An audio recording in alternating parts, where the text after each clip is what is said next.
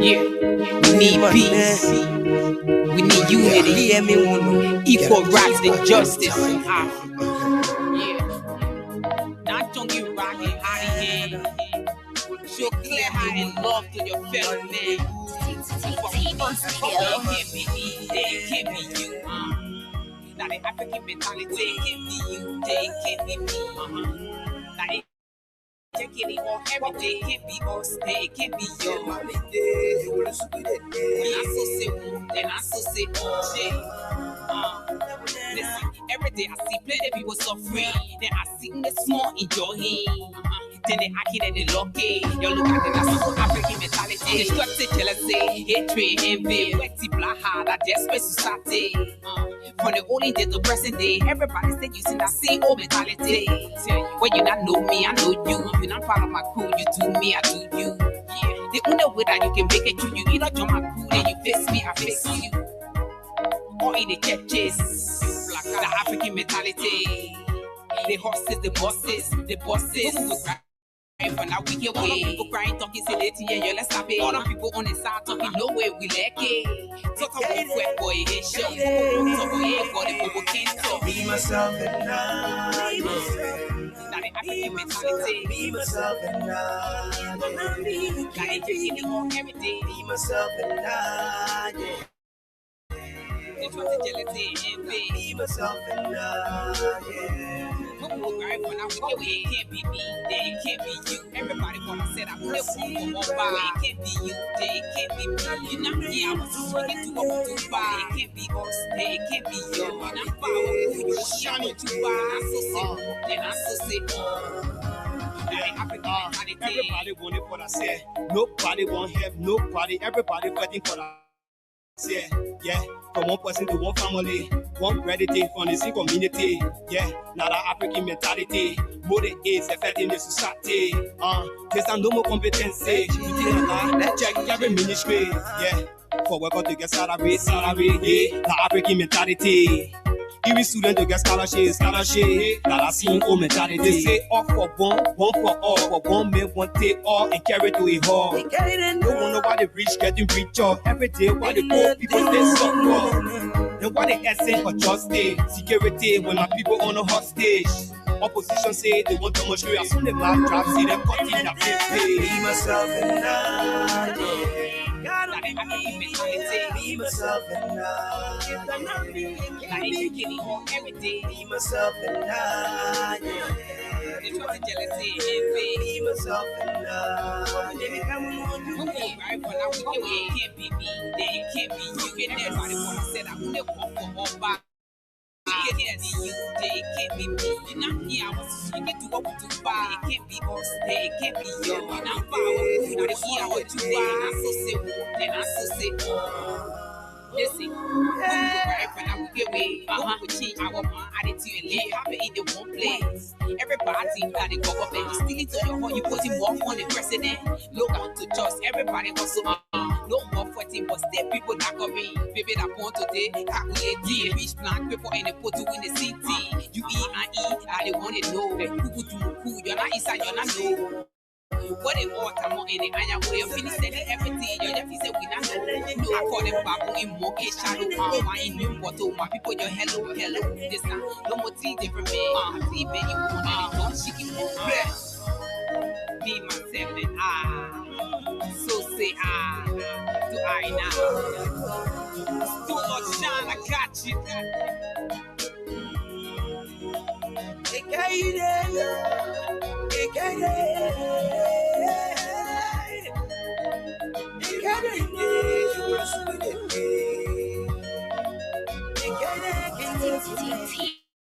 On studio.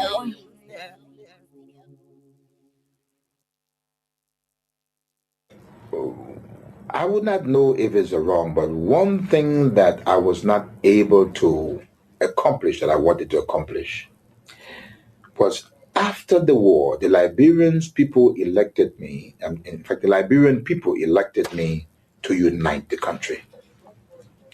I was not able to get some of the other factional leaders to return to Liberia.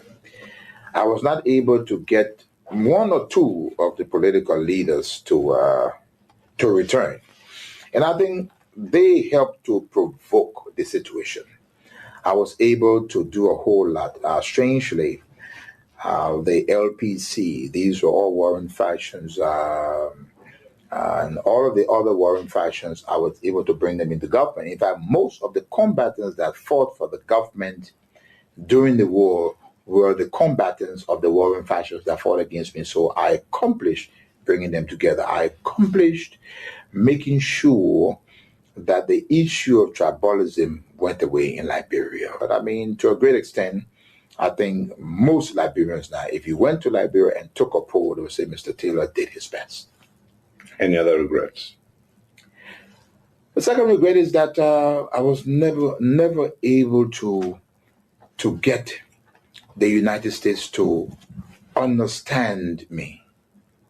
I was never able to get them to work with me, which is so essential for Liberia. No president of Liberia, no president can make it successfully unless he is online with Washington. Now, I am not the type of guy that you can pick up a telephone and command. I don't take that. I didn't take that from Washington. Then, even if I were elected president, I would not take it. I'm not that kind. I'm not a coward. But I do believe that a good working relationship is essential for any president of Liberia, or that president will fail. Gabriel had to go see to the minister. Oh, so the man wanted for you to go Steve on the web post. Yeah, he said I'm joining to go see to the web minister to they get money to the so that we go take it from there. I said, my man, how many bars for the same lecture? Then how can the police people catch you now? The police people. Before the man called me back, now on the 18th, they more. The same man now. Yeah, the same man. The same man who want for you to go Steve. Yeah, he called me on the 18th. Yeah. Now in around about 8:30, the man called me. He said, "Oh, my man, I'll let you be, I'll call you back again." So that time you go to work? I go to work. It's different your working place, you come to the man. Yeah, I'm from to my working area to Clarence to now go to the man. To go Steve now? No, I'm not go Steve. I go Steve. I go to yeah. How you question me? The thing you want for me to explain for you to understand, then still questioning me, doubling the question. How many talk clear now? Okay, let's go now. I beg you, sorry. I say. When they call you in the net now. When the man call me in the net, yeah. He asked me, say, how many of you are working to the area? I say we are 3. You told the message you're 3. Yeah. So he said, I want to give you tea to carry to the message you want to give you what? Tea. Hot milk tea. Hot milk tea. Oh, milk tea? Yeah. For you to drink? With bread. The bread. 3 pieces of real bread. With egg inside? With egg inside my butter.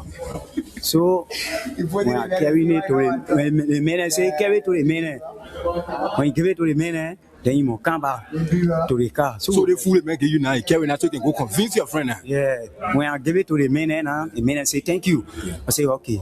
The man say, oh, where you going now? I say, oh, I'm going right here. So one of my friends called me. Yeah, the same man you going to now. Yeah, the same man. The man tell you say one for you to go steal. No, yeah. So when I go to the man, he say clean the car. Then there are 2 now. In the Jeep. In the Jeep. Then there are 2. A big Jeep. Yeah. Black DG. Photo G. Photo G. Yeah. So when I clean the car now, air condition all inside. No. Papa, you can't wait for me to spin now. I'll leave the whole tour now. You can judge people. I just asking you a question, sorry. You can judge people that can come here. No, I'm a journalist. I beg you, sorry. The way you talk in the question, you say when I move from here, I'll free. You say when I move from here, I'll free. You said one talk again. I wanted to mean a whole talk clear to you, but you double in the question. Hi, land looking, hi, you looking, hi, looking. Then you want force another more word there again. Why not be looking to the top? I'm not going to talk again. And said they call me to the office. I go explain. I think you explain to me that you come look at you say you carry the tea to the man. After you carry the tea to the man, you come now. So what next now? And for me, I will not there. Nobody, you getting very. You say asking you too much question. Hey, there's me things. Say make your egg and bread. You bring it. Okay, sorry. Now I say sorry now. Okay, sorry. If you If you Okay, I will not ask you the question again. Okay, sorry. when I give you answer now, then you Okay, explain again. I'm not asking you no more question again. Okay, let's go ahead now. go to school. The English say I need the English. Okay, sorry. That was just sorry now. Sorry. Say Ali, you take time. You take time. I'm taking time. Okay, sorry. Okay, Say to I can take time to explain. Yeah, okay. I'm filled with a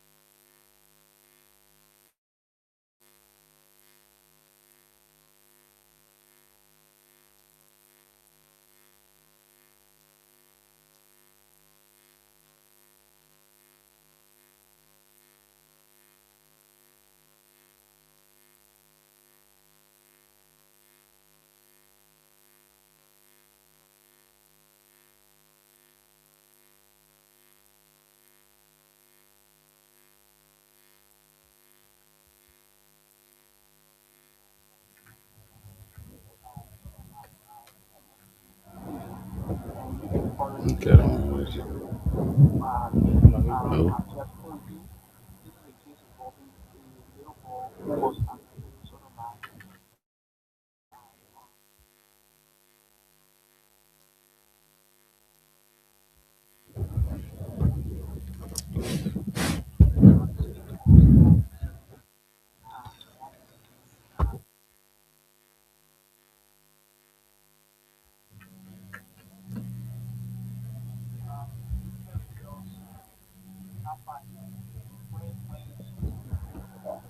My son is replacement now.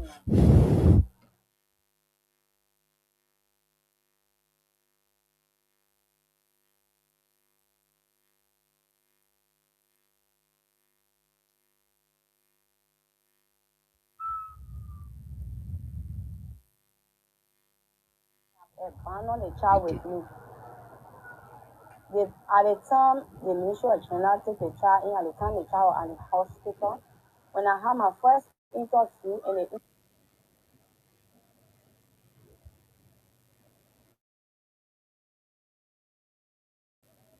interview went viral, immediately I choice it, China went at the hospital.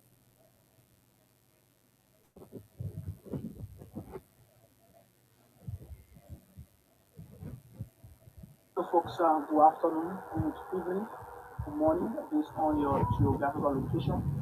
Folks, my name is Archie Bourne, and I'm in conversation with the mother of the 15-year-old boy who was allegedly sodomized by the former NSA agent.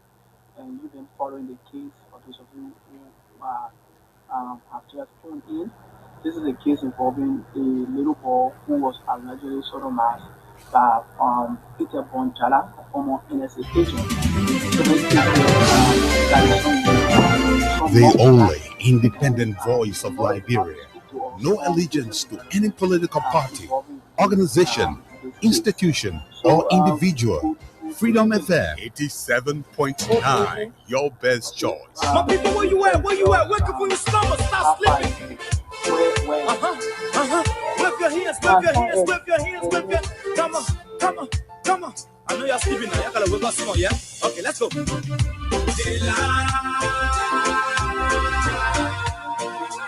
people fool us. The people lie to us.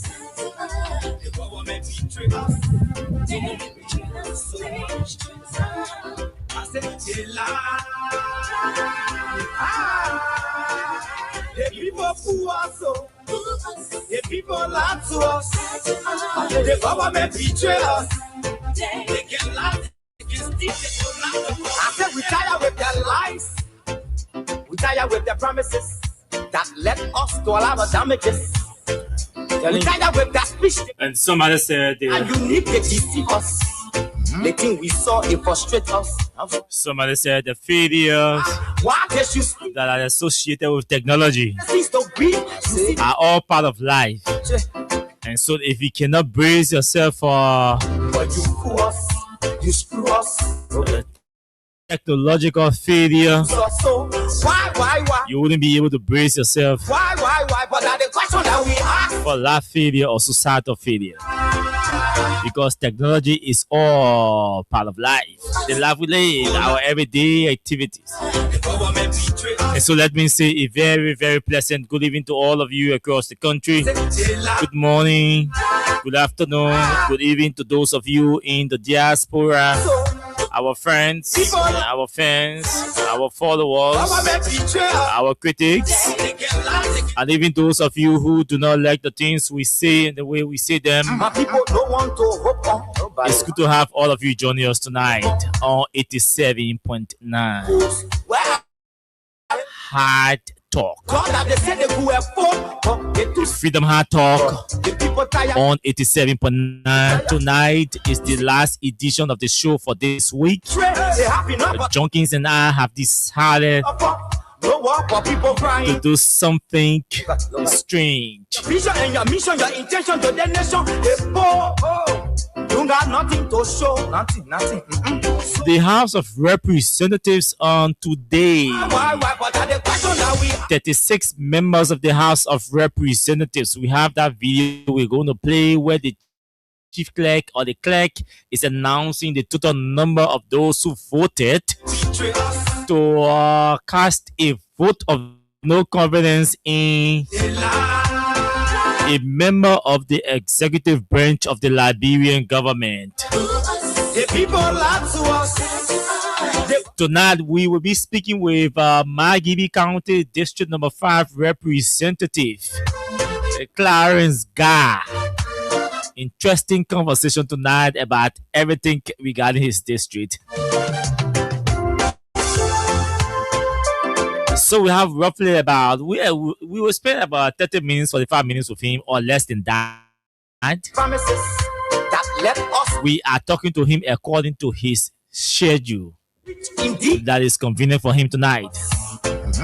So if he says to me, Austin, I only want 5 minutes with you tonight, I only want 10 minutes to with you tonight, or 15 minutes tonight, we will respect that comfort. But you fool us, you screw us, you use us. But tonight we want to know from you, how is Liberia treating you? Why? But that's the question that we ask. That's the question that we're asking to know. How is Liberia treating you? How is your government treating you?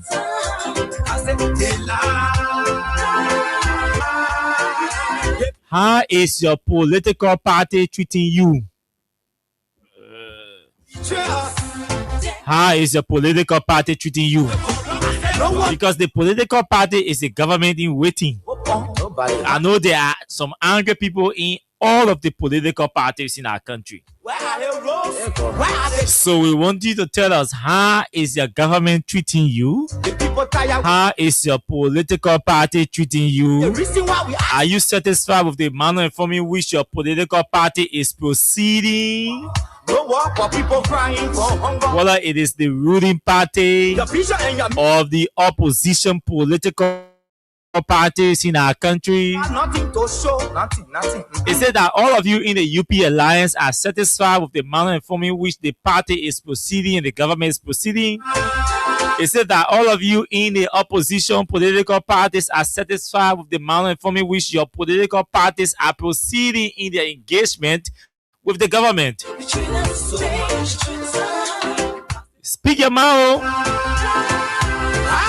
Tonight we are not talking for you. Tonight we are asking questions. The government betray us. The only thing we're making opinion on tonight is the House of Representatives, a decision to cast a vote of no confidence in Ambassador Sheikh Kuyate, and the government's decision to hire a lobbying firm. That let us to allow the damages. Those are the two major issues we're talking about tonight. You will hear our opinions on those two issues. The rest of the other issues will be asking Clarence Gar a question, who is representative of District Number 5 in Magibi County. And we will also be asking you all questions tonight. From your different political parties, from the different spheres of life. All of the different communities you come from tonight, we want to know your impression, your appraisal about your government as we close the week with tonight's edition of the show. My name is Austin Kawa. This show is proudly sponsored by Cram Stepper Liberia. JUNKIES Morris is here. Very shortly, we'll take a break from our sponsor, Cram Stepper Liberia. When we come back, we recognize all of you joining us tonight and move into our issue. This break from Cram Stepper Liberia.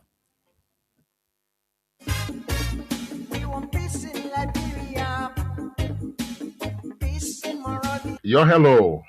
I want to talk about violence. More violence is indiscriminate. It can happen for any reason and to anyone.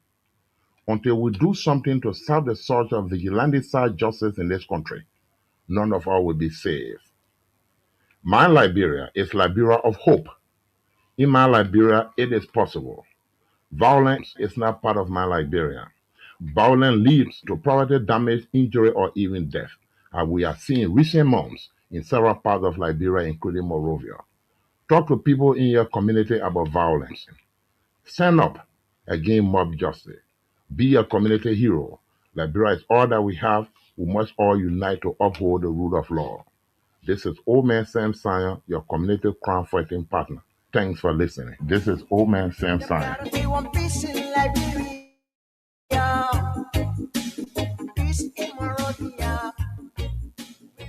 Thank you, old man Sam Sion. Thank you. Junkies, Yeah. welcome. Good day. How was your Thursday? I almost asked you the same question. But, Anyway.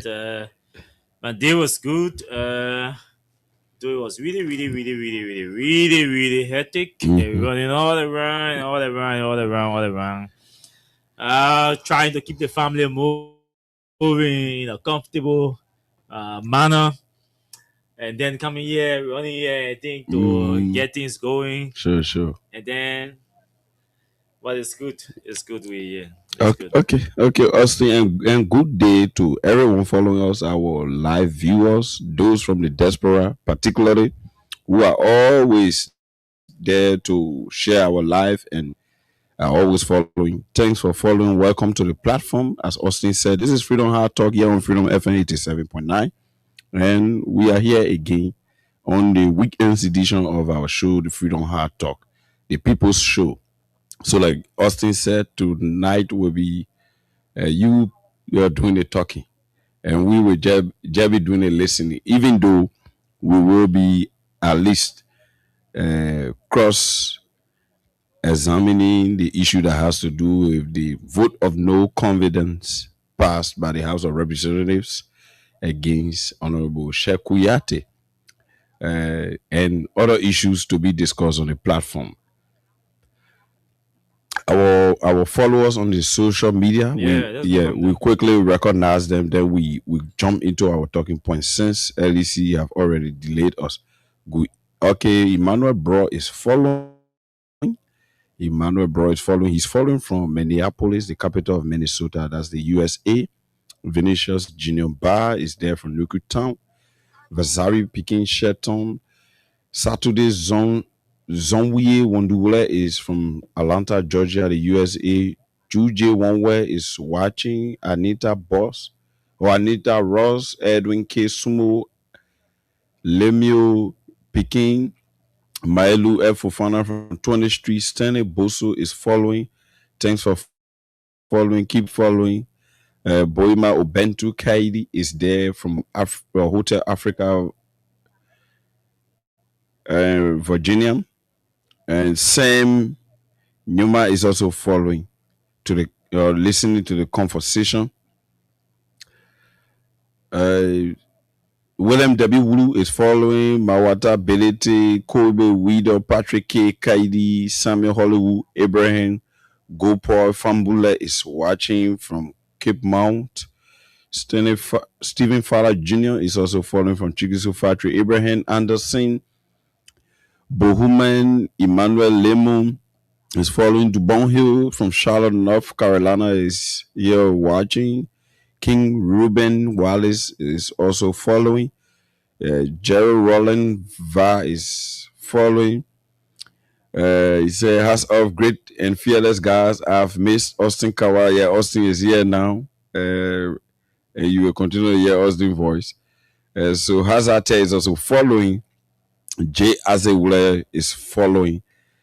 Bobby Hens Lawento following there. Yeah, you got come. You celebrating your birthday on today, Bobby Hens Lawento. And happy birthday to you, yeah.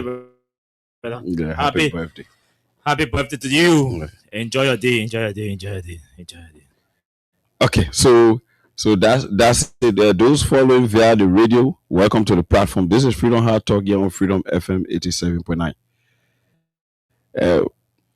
Also, now you in charge now. Yeah, anywhere you want to start from, where we starting from. Yeah, the situation from the House of Representatives. For me, I saw it coming.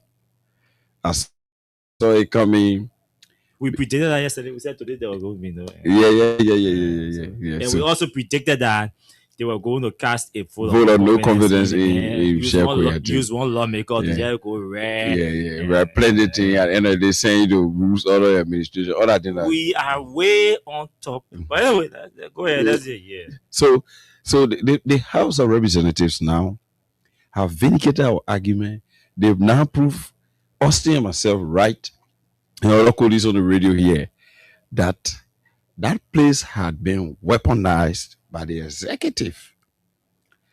Because if the House of Representatives, I want you to people. Go ahead. Flow. If the House of Representatives was now weaponized by the executive, there would have been a glaring independence with the House of Representatives as the first branch of government, unlike what is unfolding. Because the ambassador at large from the office of the president have long since accused the House of Representatives of crimes, taking bribe, all those things, they are crimes against the state. And the House of Representatives took offense and decided to call in a member of the executive who accused them, particularly with the proximity he has to the president.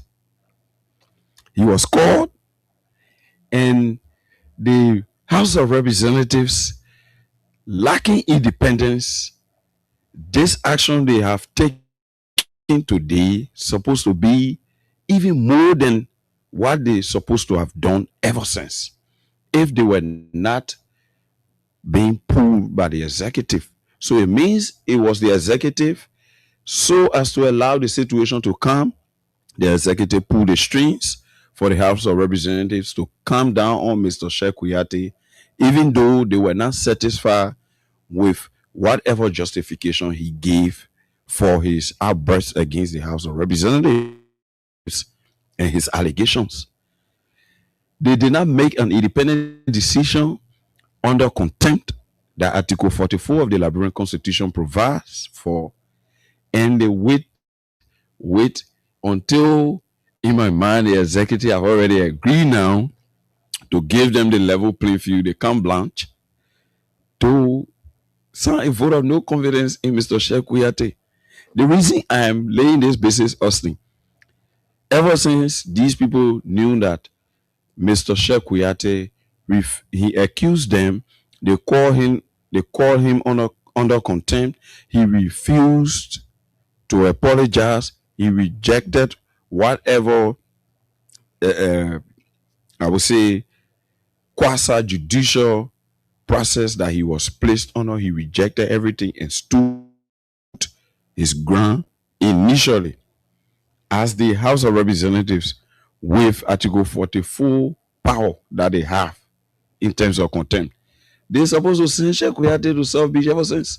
So why wait until now? Which due process? That's why I'm saying the House of Representatives is being remote controlled. Because if they were making independent decision, they would have made that decision ever since. But because they don't have the spine to make independent decisions, to make decisions that are in line with the legislative authority, that's why the executive pulled the strings and waited for the whole situation to come and leave the social media and the media space before they can take the action. So it's like the speaker is working in the office of the president. If the president says, don't penalize this individual who probably went wrong, the speaker will go by that, and that is what came out of this particular situation. Ever since this man was proven guilty because he openly repeated what he accused the House of Representatives of, the speaker, and he even reiterated that he will not take it back. He stand by his word. That's what the ambassador Allah said. That's what the ambassador Allah said. So what him been holding in now, that up to now, the ambassador, almost one more pass before the ambassador will have a vote of no confidence. And I want to link it to this, Austin. You are aware there is a pressing debacle at the level of the legislature. The legislature is in battle with some lawmakers going renegade because they are dissatisfied with a particular process that is ongoing by the leadership. And individuals who are involved, who they think are involved, they are requesting that those individuals step aside so the business of the Liberian people can be done through a replacement of somebody efficient enough to provide service for the people. Because as you are aware, the legislature is directly supposed to benefit the people. That's why the legislature is there, to advise the president on governance issue. So if you have the legislature divided, and right now the issue of Mr. Jeremiah, let's say Richard Kuhn, the Kuhn can confuse me. Richard Kuhn, Mr. Richard Kuhn, job is being threatened. The deputy speaker job is threatened. I think the speaker just trying to play around things, to Alec, a strong man, that Joseph Stalin, the star of leadership, he's strong man, and he can make decision. I think that's why he just tried to prove, but in my mind, it's belated. The speaker is not in charge. That's why, for me, I refer to him as the de facto speaker, because if he was in charge, the situation of lawmakers going to session and the chief clerk, calling rule, so to speak, calling rule, and you don't have 37 persons in chamber, even if they are not even sitting in plenary. Some of them can be in the offices, and based on communication through the sergeant at arms, based on communication through the sergeant at arms to the speaker, that person will be recorded as present, because probably maybe he has some document to sign in his office, but he's on the grounds of the Capitol building and he's on his way to session. So if session starts, he could be there and counted because he's in the building. Unlike what is ongoing, lawmakers are gathering at the Riverside Resort to have conversation that has to do with removing individuals who are not in line with the legislative agenda to satisfy their constituencies. So they are plotting to make sure they bring somebody who will be in line with the legislative agenda. Mind you, we are headed for elections 2029, verily 3 more years now. So a legislative project that allegedly had been withheld by Mr. Thomas Father, the deputy speaker, and other interference in the legislative projects back home in their various constituencies will hurt them 2029. So most of them are not even looking at party lines. They are looking at their own interest as lawmakers for constituencies that if they do not perform, they will be replaced by other people who are there competing. So this is the situation.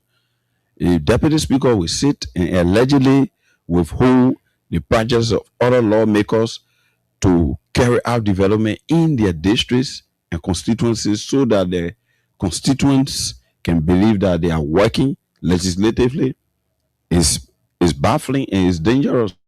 So what you see is, in my mind, illegal for the speaker to proceed under quorum, where there will be less than 37 persons in plenary, or that will be recorded as present in plenary for that day, for plenary session, and the speaker will carry out business of the legislature to, I would say, expel or maybe take action against executive memo. In my mind, it is illegal. It is wrong.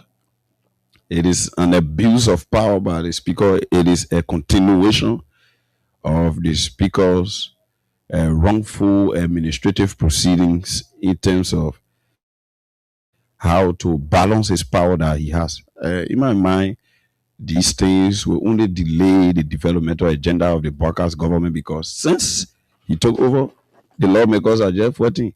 The president goes to SONA, which is the state of the nation address, to present his legislative agenda of the year. He goes there, presents it. All the fantasy, all the opulence is shown. At the end of the day, he leaves Capitol building 4 stars. Other person fighting for rules, other administration position to be controlling gas slip. The other man fighting for executive. Other men fighting for ways, means, finance. Other men fighting for public accounts. And the in-house fight just there. People bossing one another offices, insulting one another.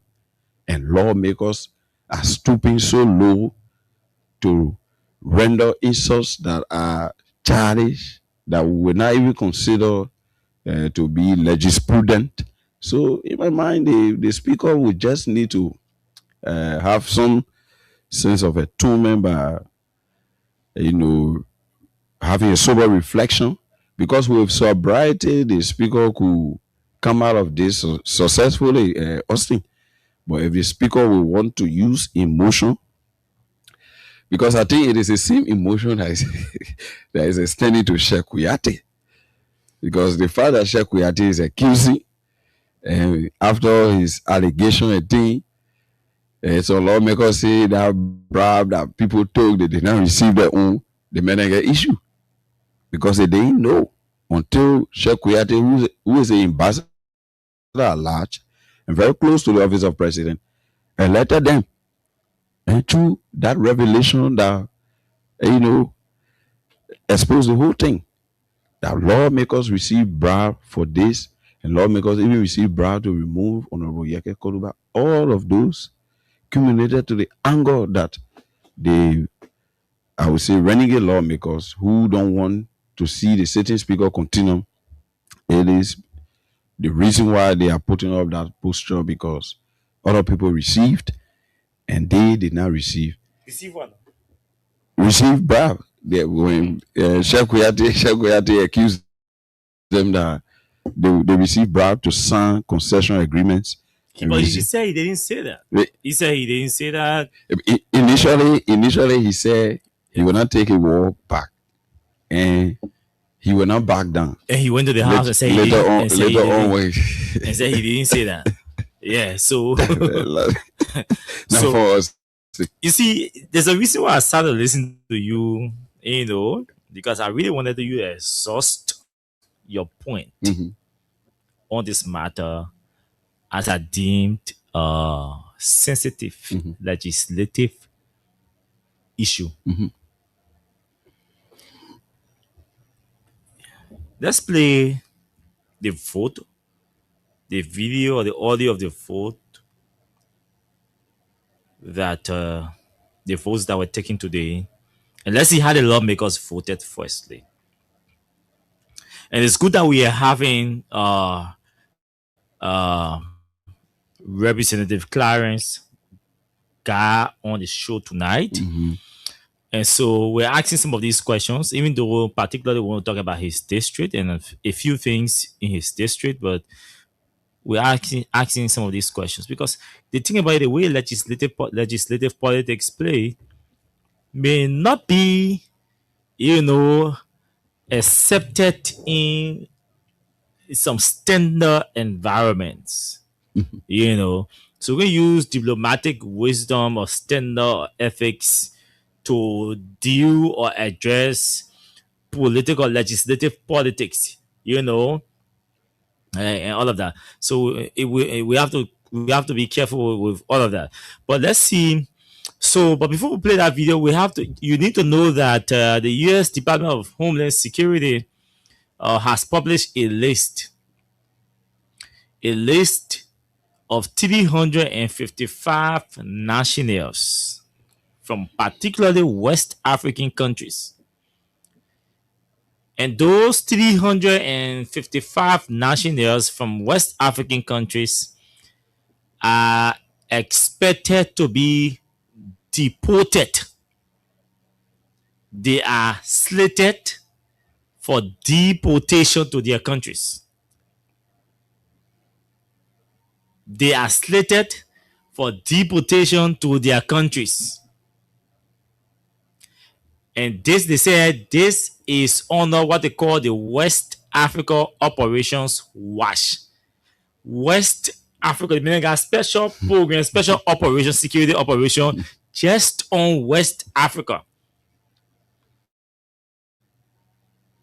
So they call it the West Africa Operations WASH initiative anyway. So that West Africa Operation WASH, that operation is squarely focused on investigating, keeping surveillance on West African immigrants residing in the US. Amongst those countries, Liberia tops the list as second to Nigeria. Let me repeat. Liberia is seated second to Nigeria on that list of 355 nationals from West African countries that are slated for deportation. The very Liberia that still enjoys windows, US windows in Liberia for visa processing. And amongst these countries, I'm going to call the names of the countries and the number of individuals that are being deported or that have been slated for deportation. If this is not concerning to you, then I don't know what is going to be concerning to you. Nigeria tops the list with 110 individuals. Liberia is next with 94 individuals. Ghana is next with 30 individuals. If this means 110 Nigerians are being deported from the US back to Nigeria. It means 94 Liberians are being deported back to Liberia from the US. It means Ghana has 30 persons that are being 30 Ghanaians that are being deported from Ghana, from the US to Ghana. It means Senegal has 19 Senegalese that are being deported from the US to Senegal. It means Cameroon has 15 Cameroonians who are being deported from America to Cameroon. Ivory Coast has 14 Ivorians that are being deported from the US to Ivory Coast. Gambia has 14 Gambians that are being deported from the US to Gambia. Mauritania has 12 Mauritanians that are being deported from the US to Mauritania. And the list goes on and on. So before you celebrate, everyone looking at it and kind of get you, say, oh man, that's $30. They go to buy around. As they know, on your right, when you see the $30, on your right is an American food center. On your left is an American food, it's an American grocery shop. Ahead of you is an American transportation service. Behind you, behind you is a tourism or maybe it's an American education or healthcare center. The worst case is you must pay some of that money. Yeah. At those four places. Back in a cycle. You need transportation to go home. The transportation you're going to, the transport service you're going to use to go home is an American transport service. That money goes back to America. Yeah. On your left, if you want to go left, maybe you get sick or stuff. On your left, they have the only health center available to you on your left is an American healthcare center. You go to pay that money down there. Yeah. On your right, if you're hungry, you want to eat. On your right is an American food center. Food center. You don't want you hungry, so you don't want to walk distance to eat. So you have to go to the immediate and go get a nearby hamburger. food center. Sure, and catch your ham. And then back, you want to go to school or pay your child school fee, or you want to have your child enroll. They own the immediate school. The nearby school is an American school. So that money goes back to America. So they give you 30, they take all the 30 for you in service. So they say, okay, we keep our window there, but we're sending 95 million back to your country. So the government, it places the government in a position that they cannot celebrate. How will the government, how can you celebrate? When they send, your 94 of your citizens back for bad manners. So they say, oh yeah, we're closing our visa windows. In other countries. Sierra Leone will close it. Guinea will close it. Mali nothing. Liberia or Morovia will stay. After 48 hours, even though our visa processing windows are remaining open in Morovia, but we are sending 94 Liberians back to Morovia. As we will be expecting maybe 20 to come. So the Liberian government cannot celebrate anything. Because if the Liberian government celebrates, they just open visa processing. They're not even visa approval, but visa processing with all guarantee that those who are applying will get visa. We're not talking about the American citizens who gotta go to America and get a visa. They go submit a green book.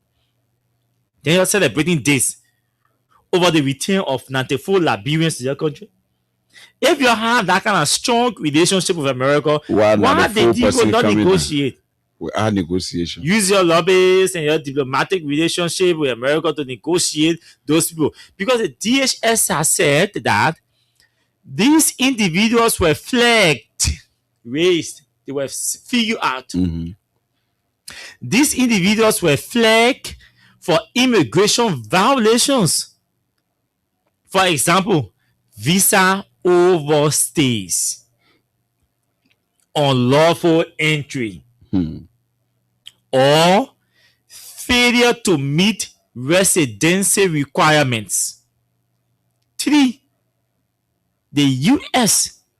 Department of Homeland Security is saying the reason why they are sending 94 Liberians back to their country, to this country, is because they actually either overstay or they illegally enter the country. Meaning I take Junkie, my man, I say, Junkie, that invitation, come to attend CDC program. Yeah. Junkie goes there, Chile. Rapid. Illegal entry. Sorry, I mean, not illegal. I mean, that's not unlawful entry. Sorry. But that the aspect of your stay, not regularizing your stay. So that's unlawful entry because when you enter for 1 week, after 1 week, you're supposed to be back to your country. Your entry was not for your stay. So if they tell you are entering here with the stem your visa access or entry, you stem that visa, it means, one week. After that 1 week, when you stay there for 2 years, that illegal entry. Then they say failure to meet residency requirements. People go one DV. They say after 1 year, you have to go apply for your residency.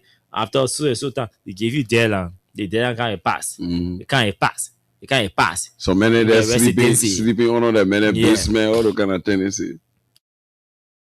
And realistically, America has a drastic immigration policy. Drastic immigration law. The laws are drastic. The most countries in the world. And I think it's due to terrorists. It's part of the security, the national security protocol to curb, terrorism, all of that.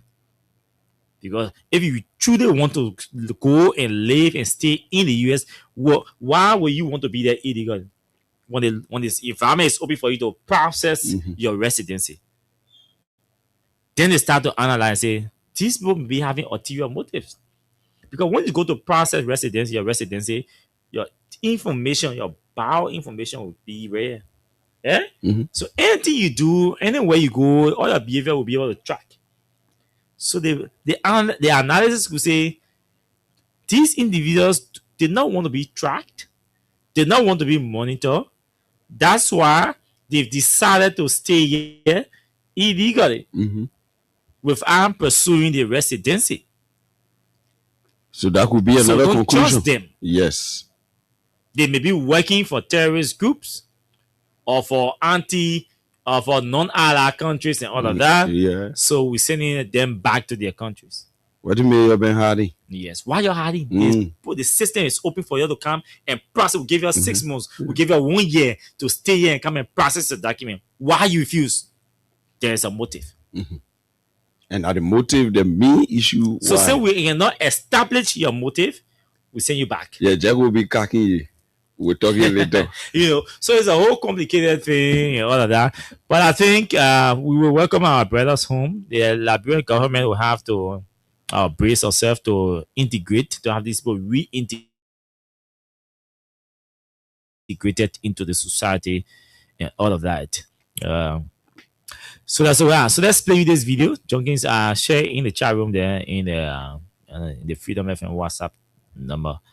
So let's play this. Listen to them reading. Let me increase it.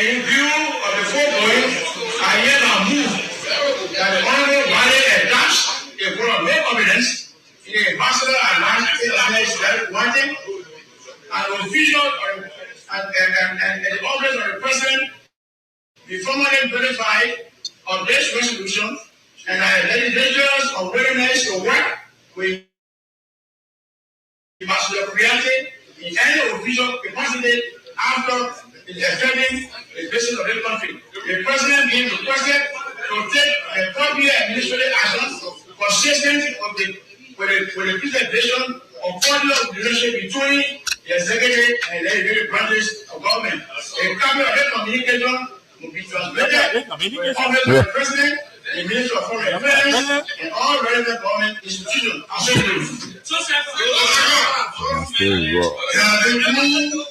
And second, that the House of no comment captain. All those in favor, ready, almost clear. I will be ready to vote. Though the speaker did not reach the motion, I will be ready to vote. Presiding on the part of the motion that says that the legislature take up all of the competence. I want to move it to remove the legislation and be replaced by the House of Representatives on ground that we are not in the church. The Senate, we can ask for the Senate. The Senate.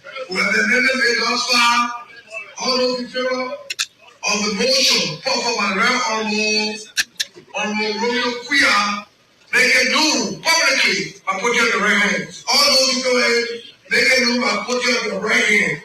Unanimous. They can do my prayer right here. Thank you. Those against, those abstain. Those abstain. I would like the result, please. Honorable Speaker, Honorable Co-Presiding Officer, Honorable ladies and gentlemen, there are 36 for, not against, 3 abstention. With that first vote is Okay, so today it means there were 39 in session that participated in the voting process. And 36 lawmakers voted to cast a vote of no confidence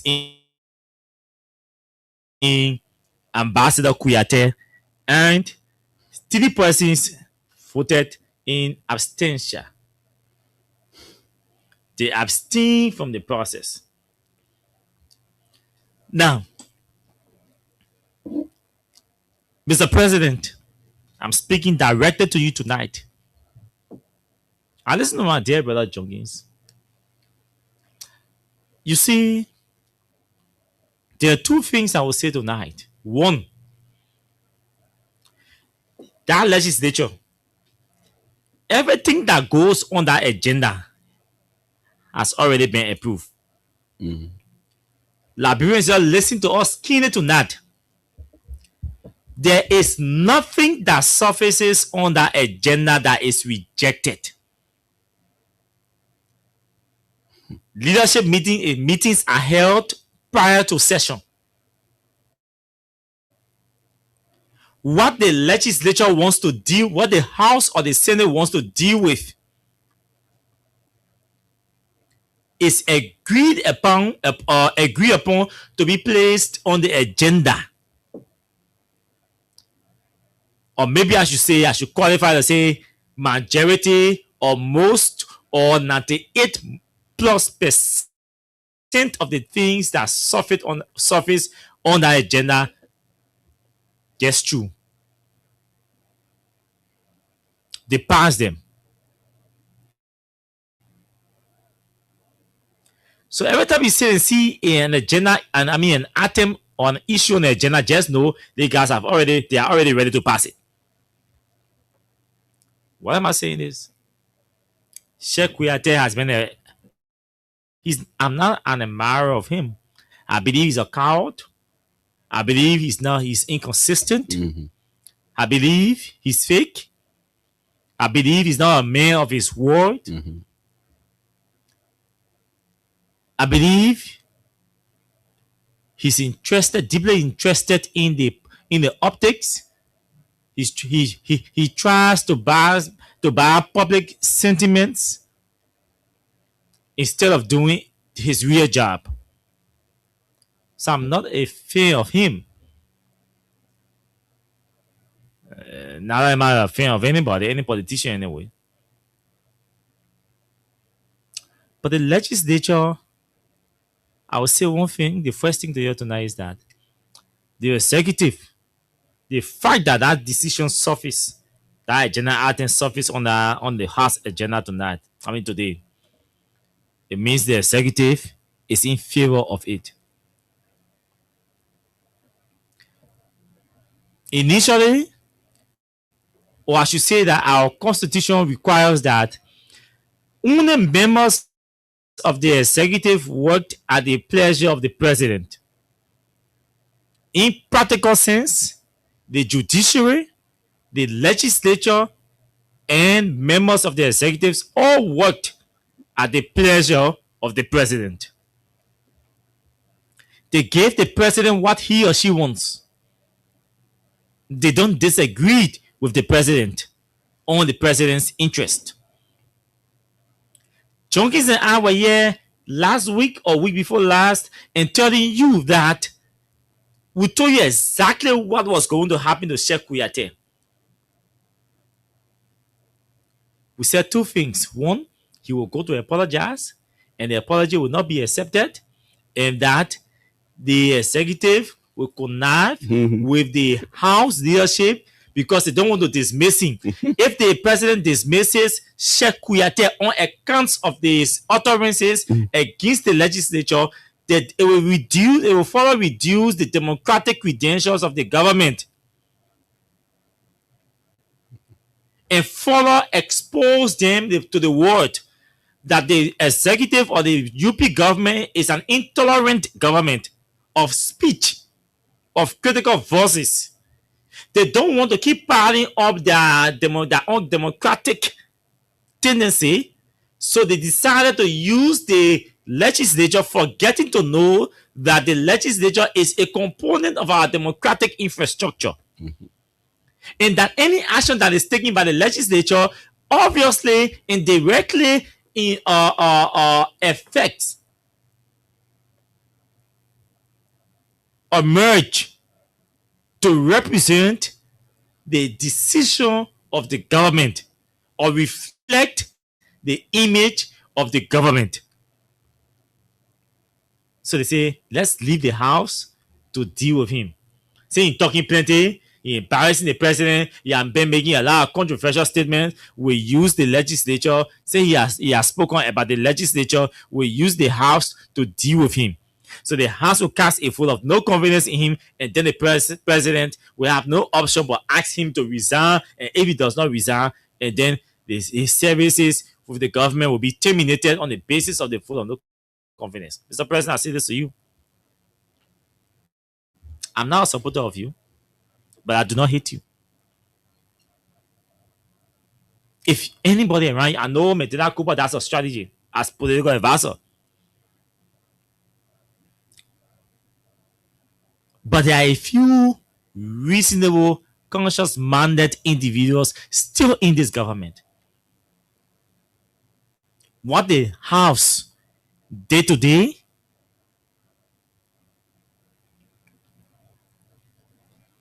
is extremely,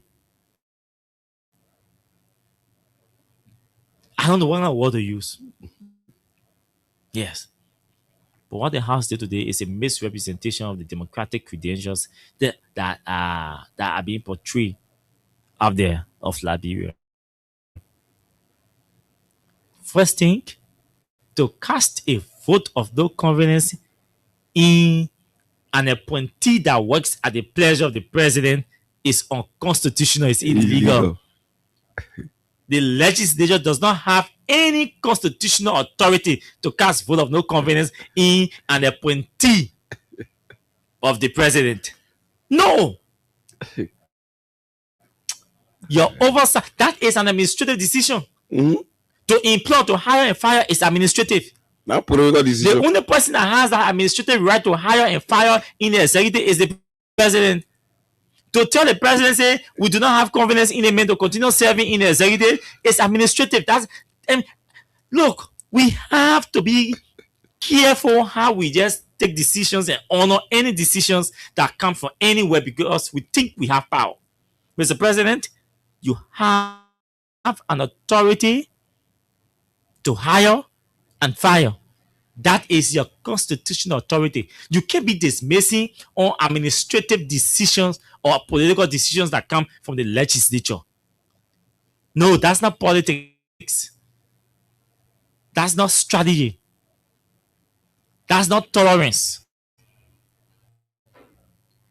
The coordination that our constitution speaks about, this decision undermine political, democratic, administrative, and anything you think about, whether it's political coordination, whether it's democratic coordination, administrative coordination, whatsoever, it undermines everything.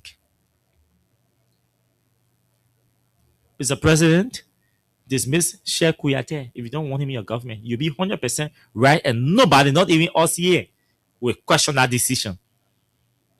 Don't base your decision to dismiss Sheikh Kuyate on what took place today. Even if you were thinking about dismissing Sheikh Kuyate or suspending him, do not do it. Because of the decision that was taken today by the House.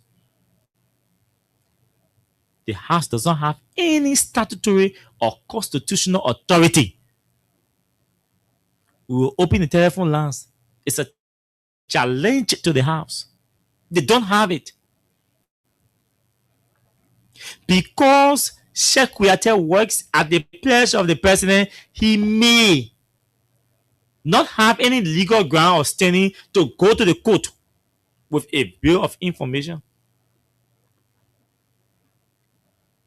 The House acted outside her scope, outside her perimeter, or legal perimeter. The president reserves constitutionally the absolute authority to administratively decide who serves, who works in his government. No authority in this country can subjugate that power given to the president by the Constitution. Not the legislature, not the judiciary. That's why our laws, our Constitution says one person makes the law and it ends right there. One person is responsible to implement what is enacted into law, and that person's responsibility stops to implementation. If there are conflicts in understanding legal authority and responsibilities, the law requires that you go to the court. And then just say any court. You're not going to no criminal code A, code B, code C, code E, code D. They say you go to the supreme, the highest court, where the 5 men and women are seated. To its judicial authority. You go to them and file a bill of information. And the court, the Supreme Court, will interpret and rule on the basis of what the law requires, what the law says, what the law means. On the basis of that, when the Supreme Court rules, say this is what the law says, this is what the law means, the executive, the only authority that can enforce or implement, the executive. So the Supreme Court ruling is enforced or implemented by the executive and all other authorities under the geographical location of this country. Everybody is under obligation to abide, because we are so accustomed to disrespecting the court, because the court herself has placed on herself in the tomato cup. So everybody dishing it up with broom straw, or we say broomstick. That's why people do not respect the authority or the decision of the Supreme Court. How the hell lawmakers will sit there and say, lawmakers say, yeah, we thought, yeah, other serious thing you go debate though, that will go sound full of no confidence. Violating Article 56A of the Liberian Constitution. A presidential appointee. Only one person has the authority to hire and fire in the executive. The Constitution clear about that. Imagine you telling the president they made you appointed and the Senate confirmed. Yeah. We can't worry. Who gives you that authority? The mayor is not the government. When the Constitution speaks about coordination, the framers of that Constitution did not mean or did not say you must go in the open and start issuing administrative instruction to the president. If you have issue with Sheikh Kuyate, call the Minister of State in closed door. Yeah. Now what they get executive session? Yes. Executive session? Call them, reach out to the executive mansion. Reach out to the president. Cross the road from the speaker's office to the vice president's office. Mr. Vice President, this is the issue. We can't work with the man. The man disrespected us. We can't work with him. Everything does not have to be done in camera. Until you sort of go cast vote on. Then you go inside and sit and put camera on your knees. Then other men from Sano sitting there and reading his crap and telling somebody, and I see love they just sit there voting. Shame on the 36 of you who raised on camera your hands. Because you know what you done it for. Shame. A big shame on all 36 of you who sat in that place today and raised your hand to that gavel. There are issues that are meant to be discussed behind closed. But you know what? It is also possible, the legislators have issues with the executives or issues. So like we said, there are two things, a couple of things playing. Some people are being used as sacrificial lamb. Probably the executive still wants Sheikh Kuyate to stay on, but the House will use Sheikh Kuyate as a bait. Yeah. To cast a vote of no confidence. Then the executive will chase after us. For us to sit on the table to negotiate. So they're using him as a bait.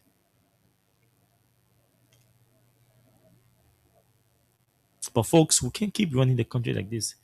Last night we were talking about Botswana. Yeah.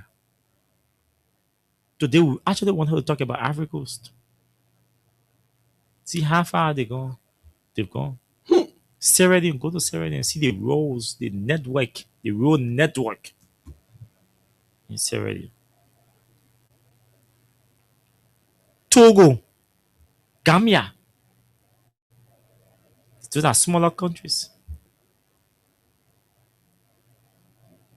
See what they're doing.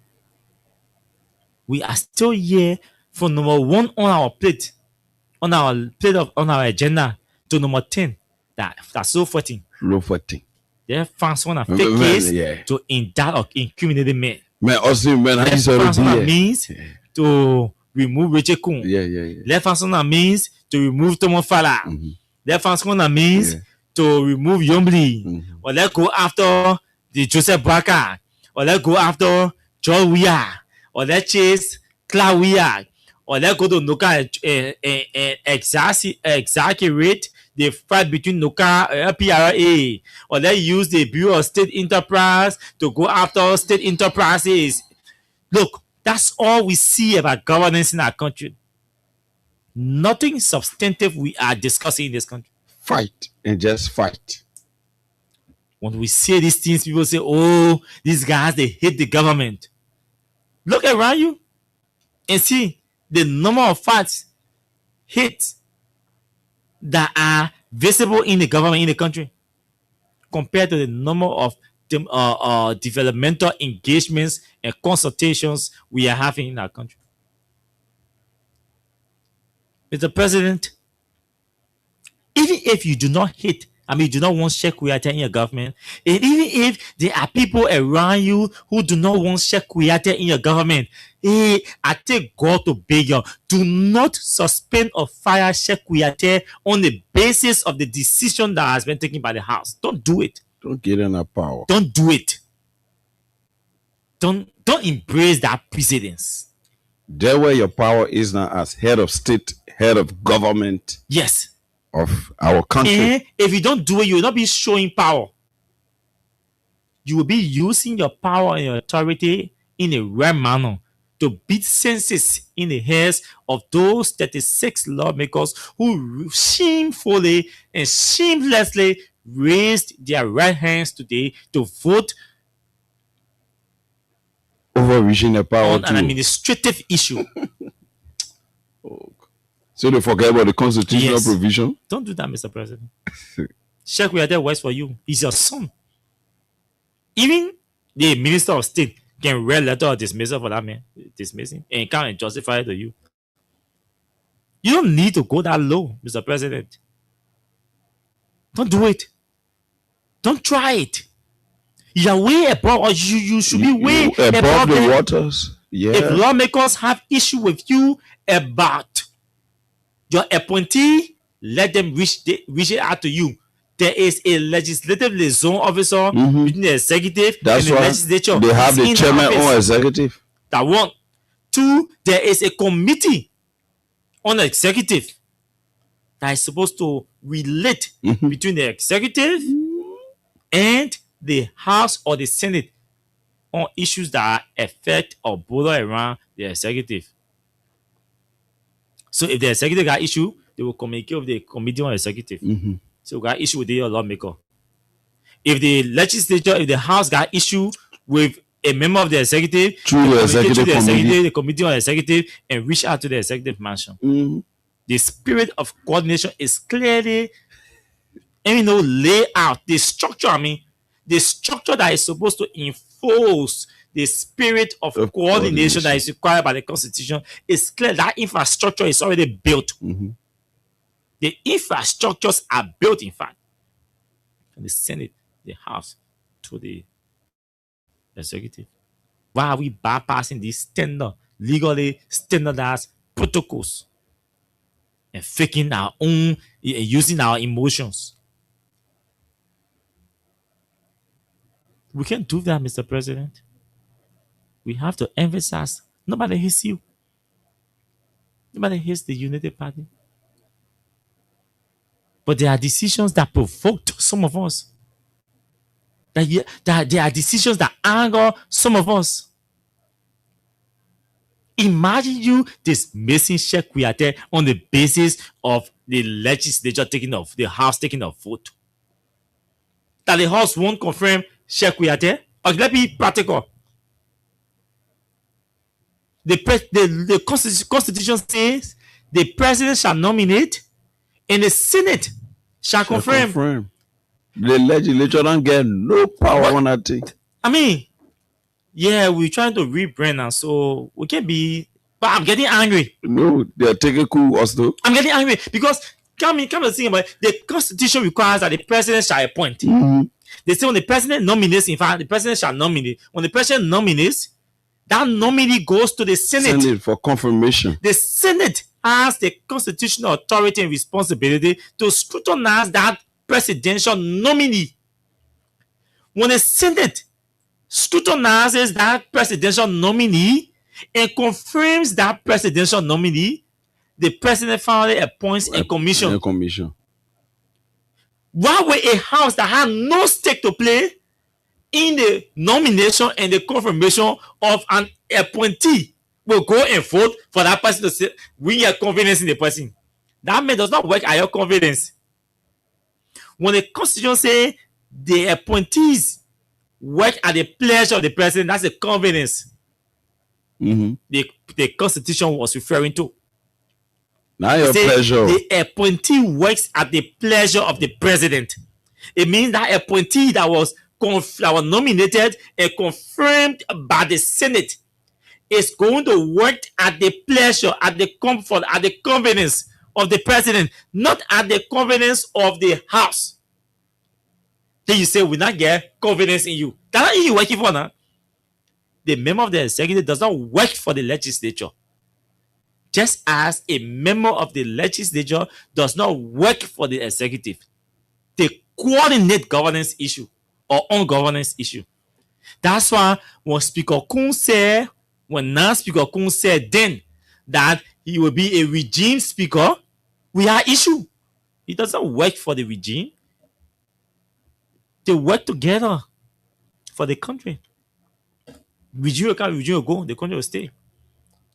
How you restrict your service, your public service to a regime? That's why we have issue. Sheikh Kuyate does not work for the House. Sheikh Kuyate does not need to have to win your confidence in him to serve the president pleasure. Sheikh Kuyate and all other appointees of the executive do not need the confidence of the House legally, constitutionally, statutorily.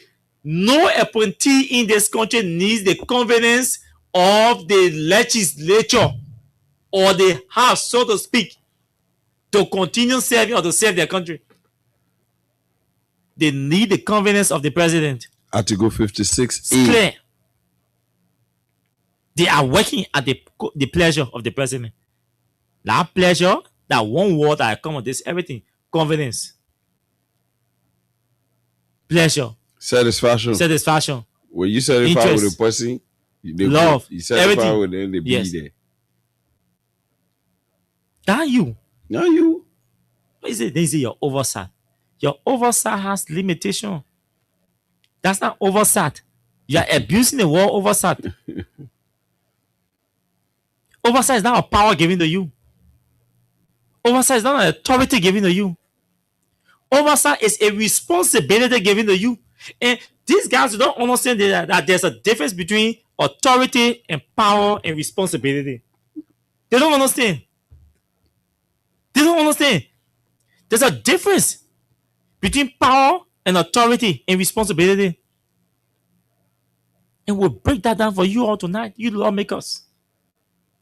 You try to mix everything. That function they call oversight. They're not power, they're not authority. It's a responsibility. Because you can't enforce it. No, you can't enforce it. You won't recommend. So you don't get power. You don't get authority. You won't recommend. So you can't enforce it. Oh God. Oversight responsibility. You can't enforce it. You can't enforce it. Because you not enforce oversight. No, only the executive. So it is a responsibility. They're not power they give you. They're not authority they give you. That responsibility they give you. To make recommendations. Yes. Where needed. So you go use your as part of your responsibility, or as part of your work, or as part of your TOR, your terms of reference. It's an ordinary TOR. Yeah. That say you must sit down and evaluate the performance of this man. And if you are displeased or you are not satisfied You with make the performance of recommendations. the man, you recommend the man suspension, you recommend the man dismissal, or something. That's why it says. Or even recommend audit. But what you did today was not a recommendation, it was a decision. Yeah, the power you exercise. Yes. Overreaching your power. So what you did today, to sit and say we vote. Voting is an exercise of your power. You use your power. That gavel, that authority. They say recognize a person. Don't recognize a person. 10 person hands up. Who first to speak? That power there. I mean, the authority of the gavel. Who first to speak? 10 person hands up. The gavel will say, the gavel will decide who will be the first to speak.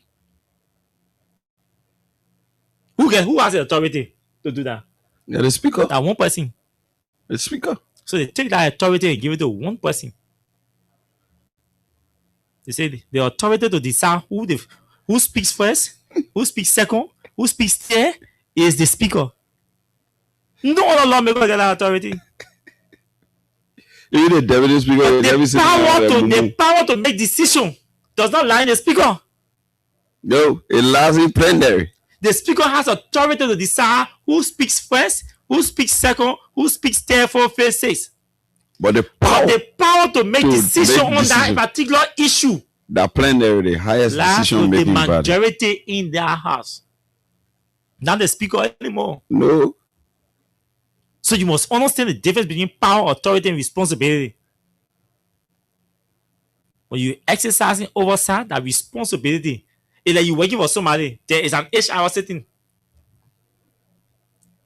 HR cannot dismiss with all his or her boss.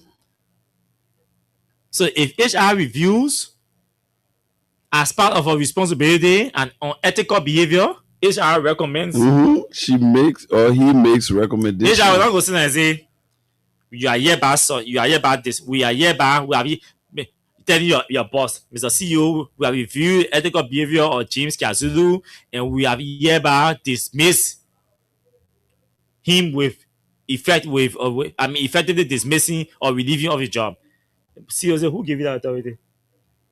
We ask you to investigate his ethical responsibility. Investigate and respond to us. You the HR is responsible to do that. Yes. But don't have the recommend authority to us. You can authority to dismiss to somebody as relieve anybody of their position. So recommend to us your findings. Review your findings and take decision on the basis of your findings. If your finding is recommending, among your findings, you are recommending somebody's dismissal, fine. We can review the recommended findings. If need be, thank you. Action can be taken. That action that is taken on your recommendation, that authority down there.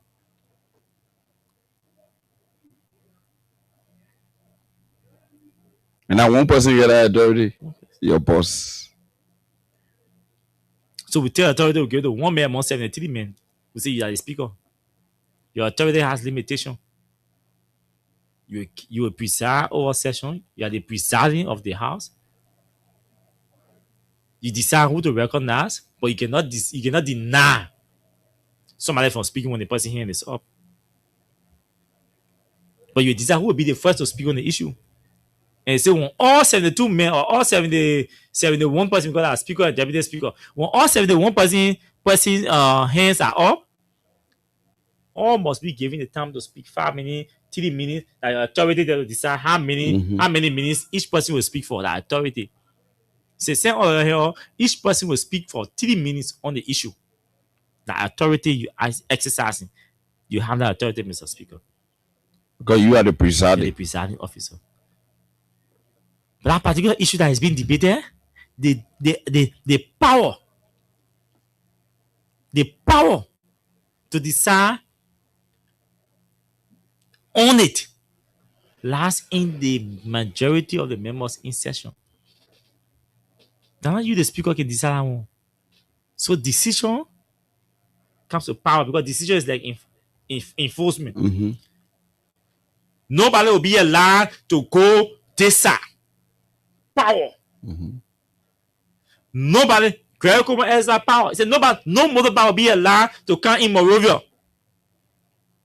A power. Nobody will be allowed to come in.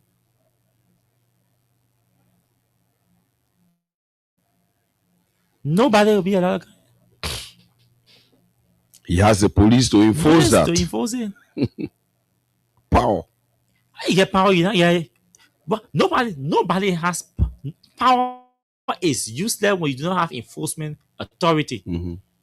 So Greg Coleman has authority to enforce. So Greg Coleman has power and authority. Yeah, direct. Because once enforcement is lacking for you don't have enforcement. I mean responsibility. You get. Hey man, you're nothing. Nobody.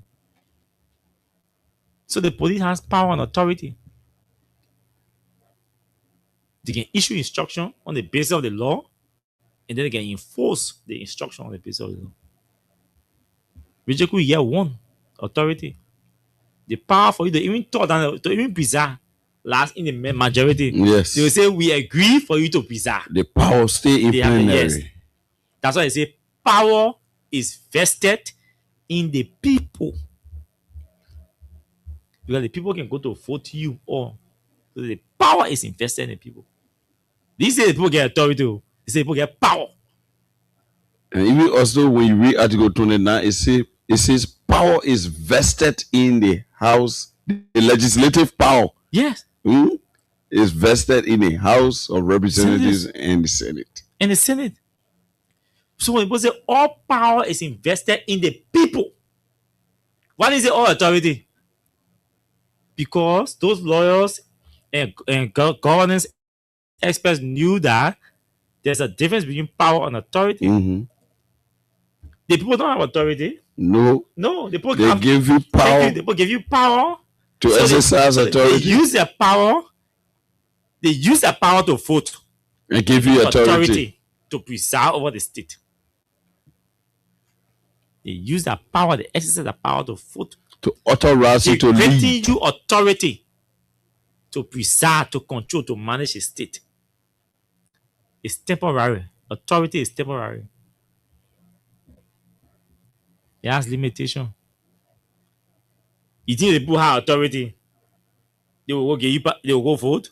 No, they use the authority and just take Austin Kawai and make him the next president. Yes, next representative, next commissioner. Yeah. Hey, y'all go close that road. Hey, y'all go president. Oh. So, Mr. President, we're appealing to you. Don't honor the decision coming from the House. Don't mind a few guys who are not reading. Don't do it. Every vote in our House should be 2/3 majority or simple majority. 36 does not reach simple majority. That's another argument. Most of the decisions are 2/3. Only plenary simple Even majority. The decision to file a vote of no comment does not even meet a simple majority threshold. That's my point. At 36, though. 36. Even with simple majority. Legislatively, error is illegal. Yes. You can even we know talk Mr. constitutional. President. So I don't know what you're doing. You're confusing us. Like that Janjaweed state or one. Then we have simple majority. Because simple majority represents you have just 73 minutes. 73 minutes divided by simple majority 40. The simple majority will be 37. I don't know math too much, so you calculate it. So let's see 37 divided by 3, you can see. I mean 173. I'm 37. So 73 divided by 3 equal 24. Okay. That's simple majority here. But Richard Kunan there, Because you can vote. Again, Unless there is a tie. no, but at that level, Richard Kuhn probably was counted because it's a resolution. But that It's a- resolution because they been rare. We heard a lot because reading his opinion, and then his stage managed opinion. and then 70. So let's say 72, right? Because the speaker can vote. In the debate speaker, so when you preside, they're not supposed No, to vote. both of them don't vote. Yeah, they're not supposed to vote. For that point, let's say 72 divided by 2. 72 divided by 2. Any other one vote, you got to go in plenary. Yeah, and what's leave. the yeah, 2. 36. Eh? So in that 36, he won't be voted today. Nana Sibo, Dana Abs or today. Mhm. Dana today. Because if you divide, And what kind of decisions required to take? 73 divided by 3 equal 24 times 2 equal 48. Mm-hmm. So it means it's supposed to be 48 to represent 2 Yeah. of the total number of lawmakers in our place. Not less than 48. Yeah. Not less than 48. 48, 49. So anyway, you turn it, there is an issue. Yes. Yes. There's an issue. Mm-hmm.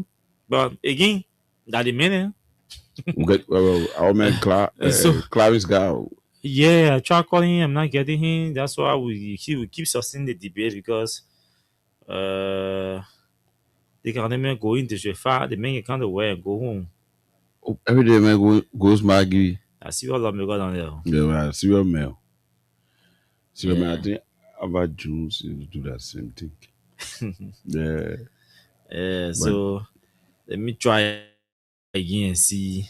But the main end of that district fire, there's some places that the main is in a district, no network, all the kind of thing. Eh? So let me try again and see. See, it's not working at all. It's not working. It's not working. It's not going through. Let me try the record number and see.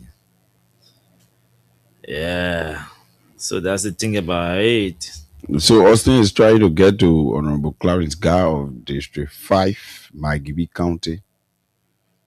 I think he's still on the PSC and the Public Accounts Committee. Yeah, he's a chair of the Public Accounts Committee in the House. That's strong. I don't know. Okay, I see why it's not ringing on WhatsApp because it's based on another call. I see why it's not ringing on WhatsApp. Okay, so I think we got the lawmaker. Our guy, good evening to you. Good evening, Austin. And maybe I don't know if you have a. Yeah, there is a Junkins Morris from Maryland here. Oh, that good boy. Ah, no, man. Honorable Guy, how are you? How are you, sir? No, Chief, everything. By God's grace. When you're calling me to neg you for Austin? Are you in Gibby or you're somewhere in District 5, firstly? No, wherever I sit, it is the seat of District number 5. So it does not matter the location, but I represent the people. So I'm in Moravia, but a portion constitute a portion of District number 5. Well understood. So I want to have a small conversation with you tonight about just random issues, but with a specific issue amongst those random issues. I saw a video recently where some citizens were expressing their disappointment in you and all of that about unfinished projects in their district, from road to power or town hall and radio station and all of that you refuse to implement their projects after approving it or agreeing to do it. I mean, have you seen the video firstly? Yeah, I saw the video, but when you ask me, does the video make any impact from the propaganda they portray? I would tell you no. Explain that for us. Why? Yeah, I'm coming there now. When we got re-elected, we had meeting with the citizens of Gibi district. So we have 3 seats in district number 5. We have the Sinka, we have the Bonara Township, and we have the Gibi Administrative District. So as citizens of the Gibi Administrative District, there was 3 issues they laid before me as priorities. One, the issue that has to do with the road, the major road from Kagatan to Wong.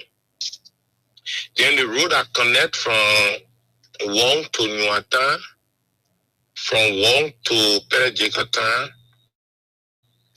from Wong to Zio, from Z to Secontan, from Firetown on the Peterstown Highway to Ulustar to Fantekatan, Ningambugu, coming to Turtle Village. So those are distances, the least time people walk there for is 4 hours. Like from Yuatan to Wong is something around 13 to 14 hours walk. But those who used to the road. Now, if you and I had to go there, it means we are going to take up to 18, 19 hours to walk. Because of the pace. Be very good. Even wheelbarrow has not been able to reach there because no room for wheelbarrow to round. So we look at that, and based upon that, we were able to get 2 moving equipment that have been working in the district. So solving the issue of the road, we have been able to get our equipment that have done up to 100 kilometers of road. So all the roads cannot be done one time, but there is a hope that those roads will be done because you have the machines parked in the district. Okay. In the national budget, we were able to secure, I and the Senator, JUNKIES, and James Mayanokwe, we were able to secure $500,000 in the national budget. If you go to page 410, you see it being specified on public where Kakatan to Wong Gibi Road. So that shows that we have been very serious about the road. The second thing has to do with the radio station. Go to the radio station today. We just completed the tidying of the radio station. The electrical materials are there on ground. It has been there more than 2 months. The technician we're trying to get one ACO, who's the radio technician. The equipments all are available. The equipment being here since last year. So those ones are on course. And then the issue I have to do on finished project, the project in Lofetan, which is the same GB, the project is ongoing currently. The contractor has given an ultimatum of 90 days, which they have gone up to 14 days. So with all these work being going on, a few people come out to say that we are not doing nothing. It's a collective proposal they made. So do I feel threatened by it? No, because whatever that was agreed upon, they are ongoing. So I don't feel threatened. I don't feel intimidated by those videos. One thing I can tell you that it's difficult for everyone to support you in an electoral process. But one thing you fight for is to do your best and win the mind and the merit for the majority. And you think the work you are doing has placed you in that position to win the minds of the majority to the extent that they've realized that you've actually done your best, or you're doing your best to secure your re-election for 2029? Austin, let me just say this to you. I'm a member of the 56 already. Say that again? I'm a member of the 56 legislature. It's just a matter of time to receive my certificate to be confirmed. But with the work we are doing, we are overconfident. Yeah, we will definitely secure the victory because go there are history being made. I don't want you to just take my word for 100% surety.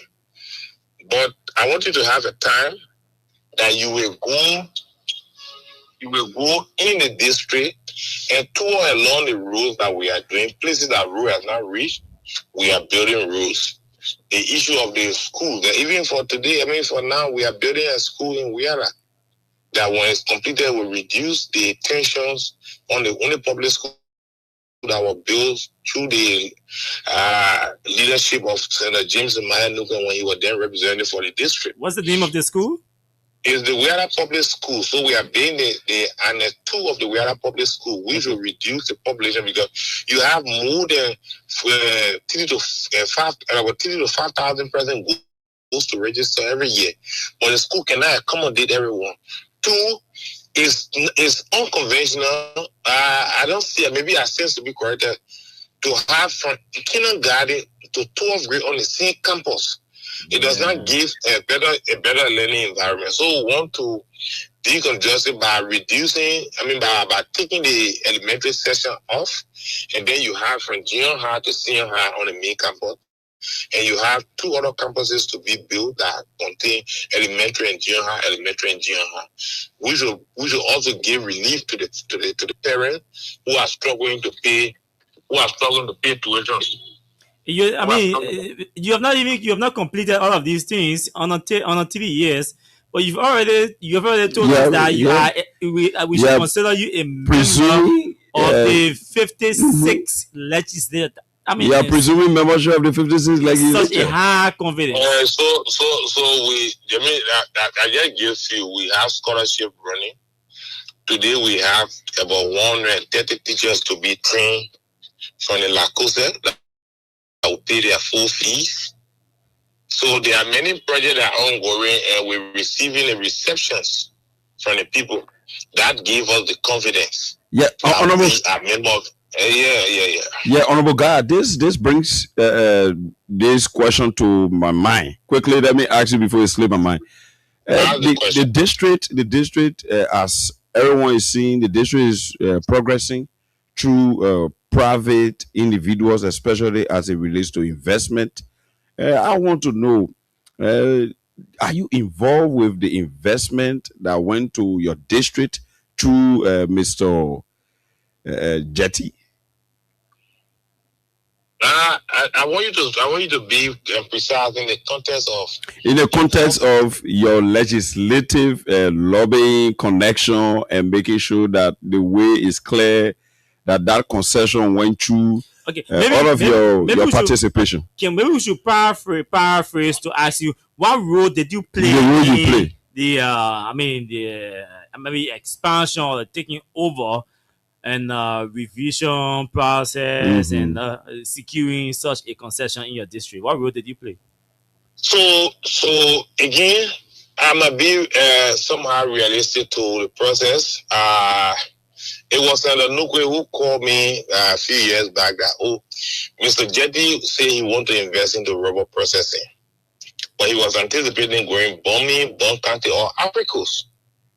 So he encouraged Mr. Jetty to establish it in Wiara, which has been built or hub for raw rubber productions.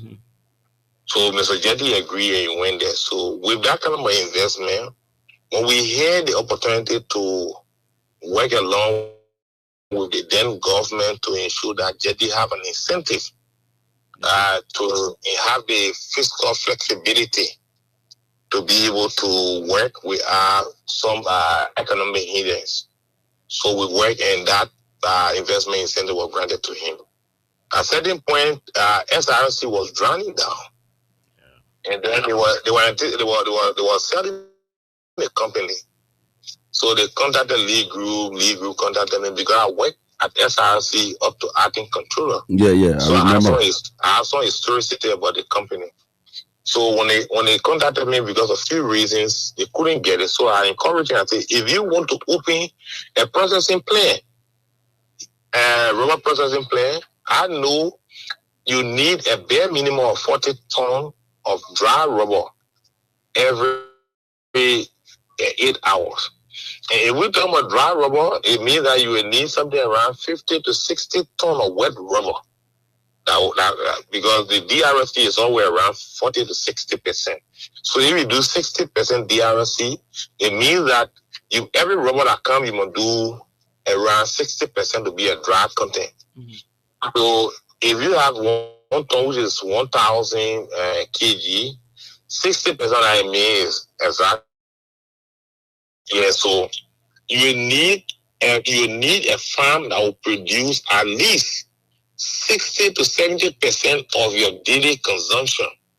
And then the balance one you can get it from third party. At which time when you do the average cost, you still fall in the range of making a profit. But if it depends on third party rubber, you may find it difficult to get rubber.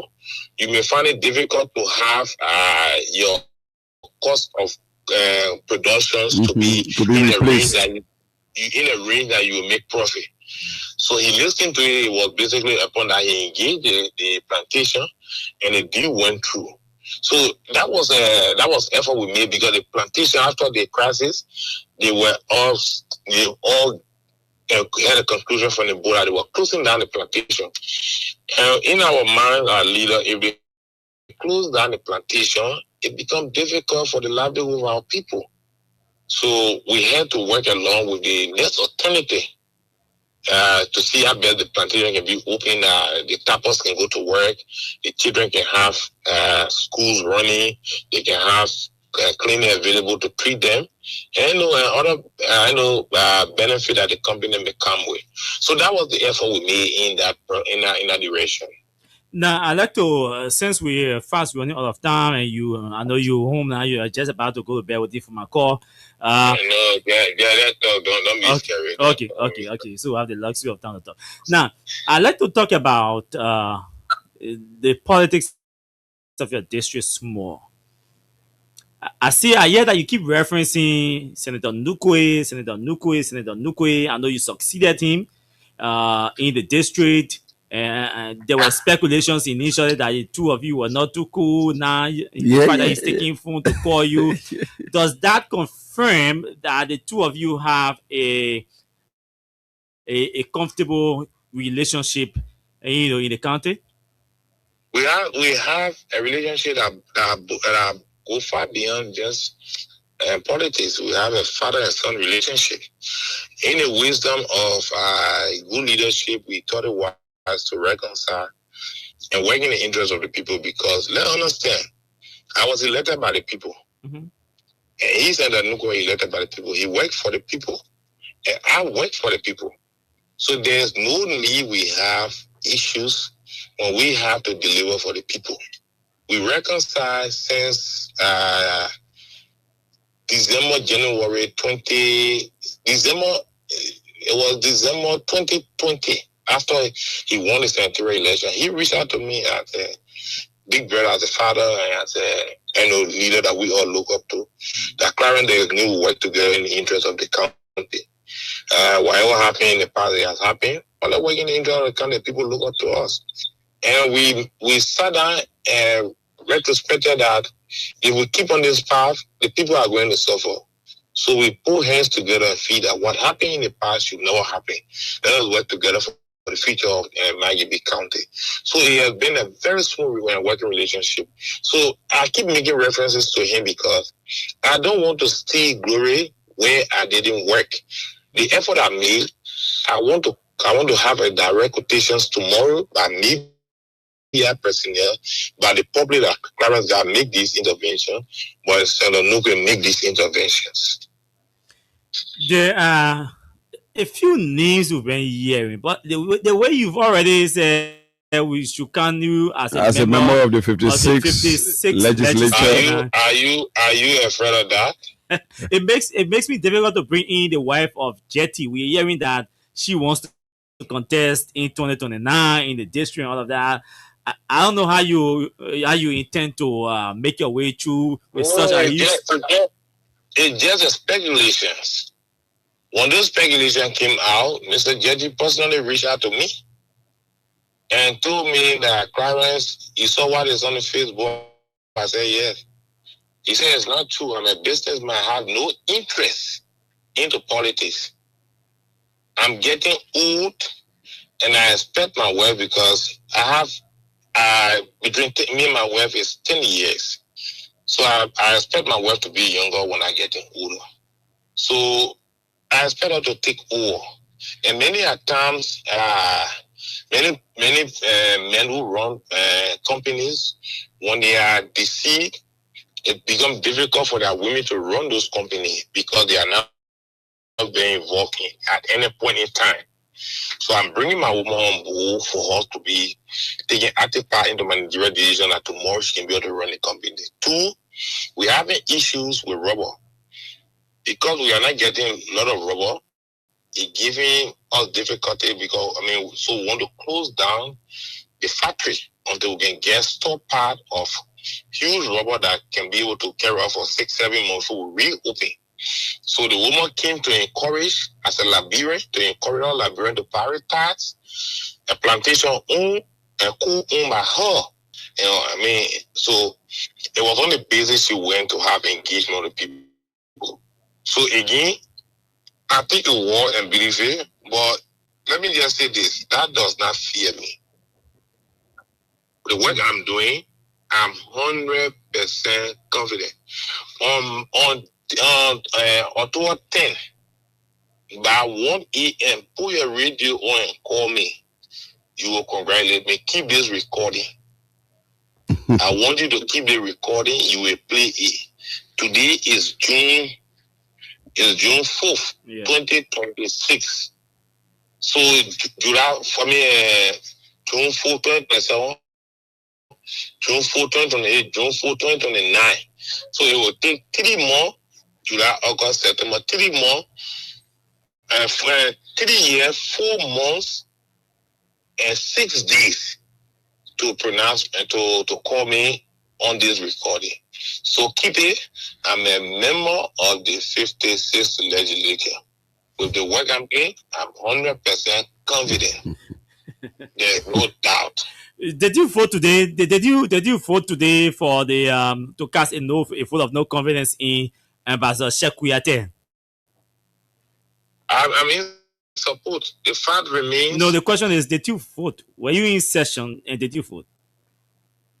Again, do you the support on the legislative floor? No. I'm not asking about. Yes. Austin, you want me to interview or you are interviewing me? I want you to answer me. No, I don't. Austin, the first time you let us how you think I'm answering the way you want me to? Because I'm the interviewer, huh? No, but you don't give me. I'm not going to get the multiple time. You won't hold me in contempt too? No, contempt are suspended. No, but actually, I want to know whether you are okay. I'll ask 2 questions separately. Were you in session today? No, very good at coming there to you. I was in session. They went even for the lying state of the late Honorable Bono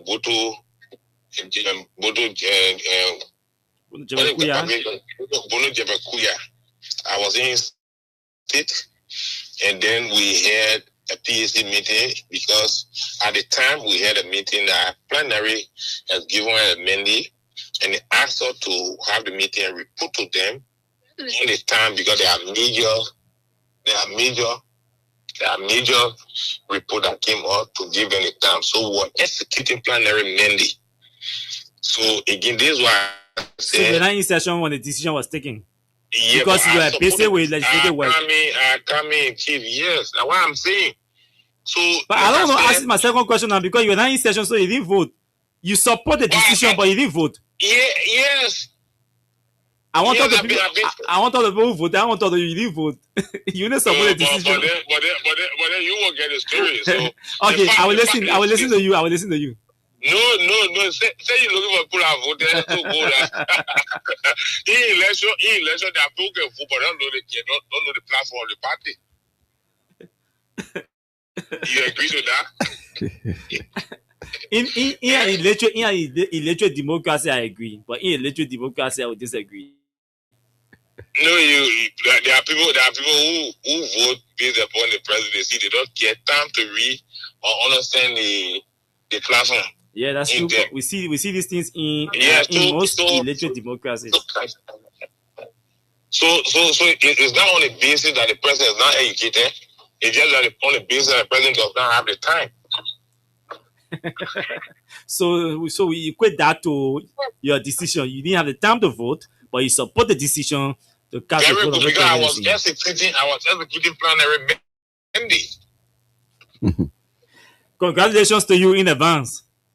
Yeah, so don't worry. I will still be around for you to interview me as a lawmaker. So in the 56, in the 56 later. Honorable Clary Giga. We'll all be around. Don't worry. So there are times I will take you to my district so you can go. Or sometimes I don't need to take you. You can go and do your self-assessment and come back. And sometimes again, let me just give this as a personal. I don't know how to say advice, or as an observation to the media personnel. Sometimes sitting in Morovia, agreeing to what politicians say, sometimes does not give you a balance of the story. Because at the end of the day, you might be able to evaluate people on what basis they won, they got re-elected, and what basis they lost. Because the younger generation will depend on you in the future for references that cause this thing. Because again, we don't have these records. This is what more politicians feel. If you know what caused Honorable Guy to be re-elected, what caused him to lose re-election, and emerging politicians could work on it and improve on it, not to fall in the shoe of all the mistakes. Very good. So again, you go down the city sometime. Lawmakers who are doing project, you do yourself. Assessment of the project you're doing. If it suits the people, if it is needed by the people, you be able to reach out to say, if I say I have scholarship program, be able to do your evaluation of those scholarship program if it's having impact on the people. If we say we're doing rules, are those rules important to the people? How their responses to the rule? So basically upon that, then you will say, okay, Honorable Guy, just making Demo is not going to win. His chances are 45% of winning and chances of losing are 55%. And then you will have it. But again, Chief, I have not still learned politics, but I have been able to understand politics. We know how to work. If I talk about how why not still on? But for university, you are involved in the politics. What do you mean you still in politics? No. I not had the time in student politics that much. Because I was a working man while I was going to school, so I know had the luxury of time to get in for industry. So I was supporting from the back, but we're not at the front. Okay, mainstream.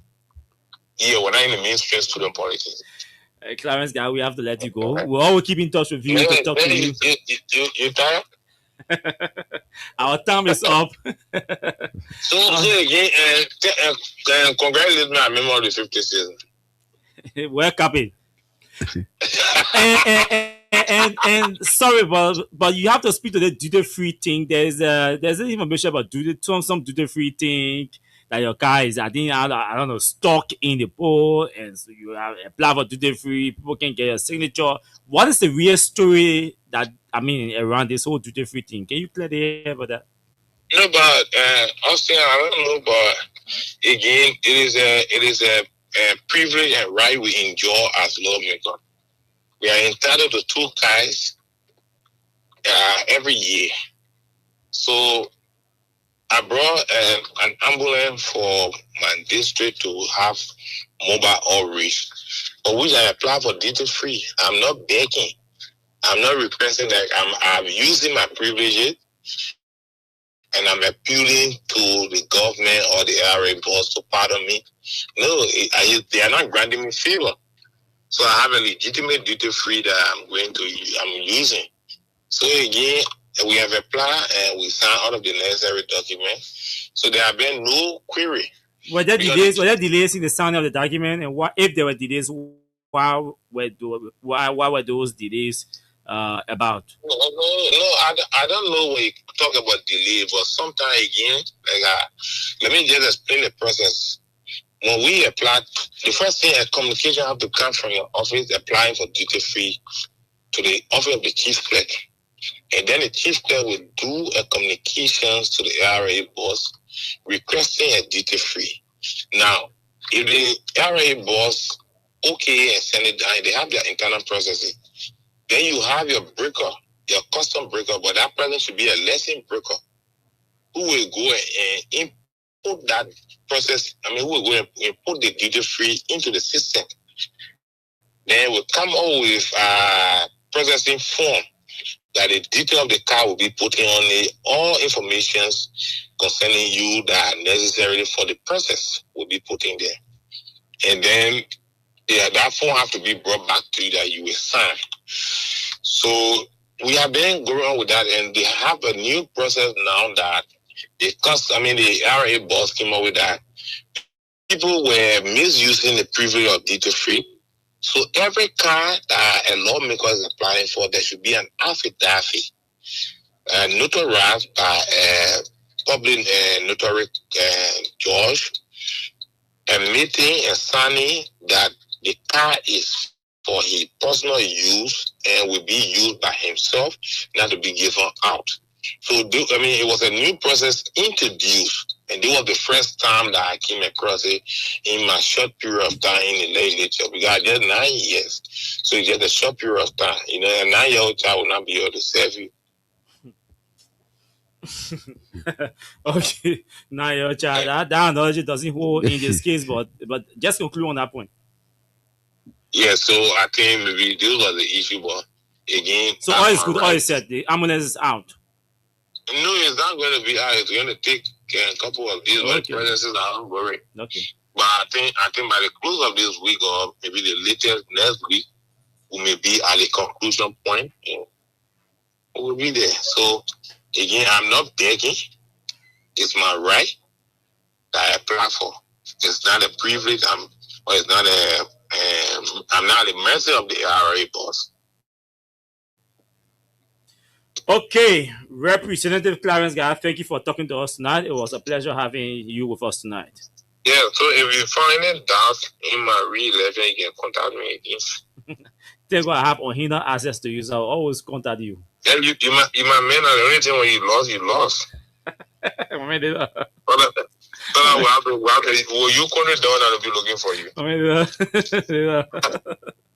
So, junkies, we have to go. We have to go. Yeah, and that was Honorable Clarence G. Guy of District Number 5, Margibi County. And we close the week with Honorable Guy and Austin. We'll be here on Monday for a fresh edition of the show Freedom Hard Talk here on Freedom FM 87.9. I'm Junkies Morris. Bye-bye. Again, we sincerely apologize to all of you for starting the show 32 minutes late due to power shortage or power interruption. So we had to steal about 14, almost 15 minutes of the next announcer's time. In the case, we stole our own bossman meeting. The man blew nana your feet. The thing we saw if all to do. So why does you laugh? Thanks to all of you for following the show. We shall be back here next week by God's grace. But until then, do have yourselves pleasant moments in your respective areas. My name is Austin Kawa. The Junkies Morris was here. Good night.